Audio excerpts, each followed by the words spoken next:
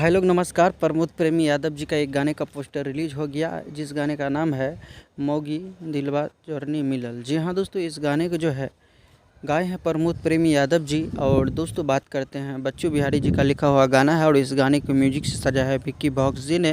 Finally इस गाने को जो है कल सुबह में स्वीट भोजपुरी यूट्यूब चैनल के माध्यम से इस गाने को रिलीज़ किए जाएंगे, जो कि काफ़ी बेहतरीन गाना है। और ये गाना जो है एक फ़नी टाइप का गाना है और काफ़ी अच्छा लगेगा। ये सॉन्ग जो है आप लोग के बीच में कल सुबह में आ रहे, तो रहिए तैयार। और इसी तरह का अपडेट पाने के लिए चैनल को कर लीजिए सब्सक्राइब। मिलते हैं फिर से नेक्स्ट वीडियो।